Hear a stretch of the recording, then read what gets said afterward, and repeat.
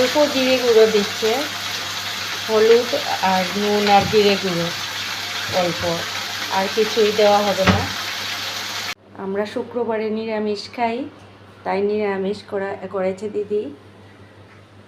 পুঁই শাকটা নামিয়ে নিয়েছে, কচু শাক, কচু ভাজা হবে, ডাল করেছে, নিরামিষ ডাল।